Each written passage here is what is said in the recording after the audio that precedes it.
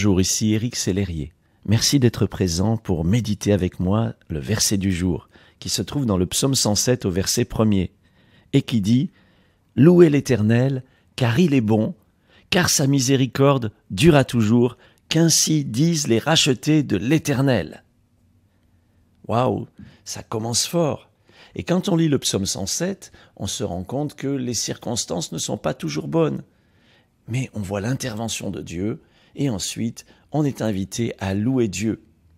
Et c'est vrai que parfois, nos circonstances ne sont pas toujours bonnes, mais Dieu reste toujours bon. Nos mauvaises circonstances ne rendent pas Dieu mauvais. La nature de Dieu ne change pas. La nature de ce qui nous arrive, par contre, change. Alors, j'aimerais te donner un secret que j'applique dans ma vie. Il te faut bien commencer ta journée. Ce que tu mets dans tes pensées, ce dont tu nourris ton âme au commencement de ta journée, va vraiment avoir de l'influence sur ta journée. Si tu commences ta journée sur les réseaux sociaux, dans les problèmes, à penser aux soucis, à t'attaquer aux difficultés qui sont là devant toi, à te dire « Oh là là, qu'est-ce qui va encore m'arriver aujourd'hui ?» Alors c'est certain que tu ne vas pas être en condition pour t'arrêter à un moment dans ta journée et dire « Loué soit l'Éternel, sa miséricorde durera toujours ». Donc le matin, quand on se réveille, on a ce choix. Vers qui je tourne mes pensées? Qui est-ce que je loue? Envers qui est-ce que j'ai de la gratitude? Et cette gratitude est littéralement capable, avec l'aide du Saint-Esprit, de changer notre vie et nos perspectives. J'ai eu le privilège de me rendre récemment aux Pays-Bas, dans le quartier de Haarlem, dans la maison de Corrie ten Boom. C'est une femme qui a eu une vie incroyable et des problèmes incroyables. Elle a grandi dans une maison aimante, mais voilà, la guerre est arrivée, la Deuxième Guerre mondiale. Et le papa a décidé d'aider les Juifs, de les cacher, de les protéger, de les exfiltrer pour qu'ils ne soient pas arrêtés par les nazis. Et Corrie ten Boom a bien sûr participé à cela, la cachette étant dans sa chambre. Il y avait une petite trappe au fond de la chambre, on pouvait y rentrer, 3 personnes pouvaient là se tenir debout dans une sorte de placard.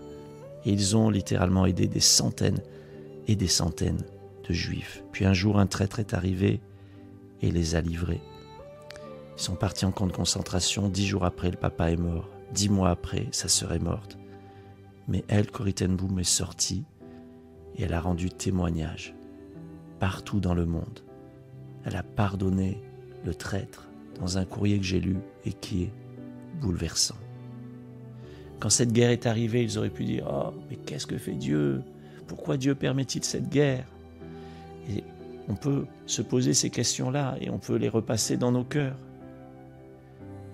Mais au lieu de cela, ils ont appliqué ce que dit la Bible. Voici ce que je veux repasser dans mon cœur, ce qui me donnera de l'espérance. Les bontés de l'Éternel ne sont pas épuisées. Dieu est bon.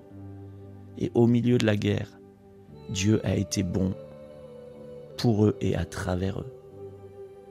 Et même si pour elle a perdu son papa, elle a perdu sa sœur et c'était terrible, dans son courrier, elle exprime de la reconnaissance et elle dit « Grâce à vous, j'ai pu vivre avec Dieu les meilleures expériences de ma vie et je vous pardonne. » Voilà ce qu'elle a dit au traître qu'il avait livré. Waouh! Quelle leçon! Quelle leçon! L'Éternel est bon. Et je t'invite aujourd'hui, demain matin, chaque jour, à voir même dans tes difficultés que Dieu est bon, que ses bontés ne sont pas épuisées. Sois béni. Merci d'être là si fidèlement. Merci d'avoir écouté ce message. Je prie que Dieu te bénisse maintenant et que tu puisses développer ce cœur, cette vie de gratitude à la gloire de Dieu. N'hésite pas à me dire ce que tu en penses en commentaire, à partager ce message autour de toi s'il t'a touché. À bientôt.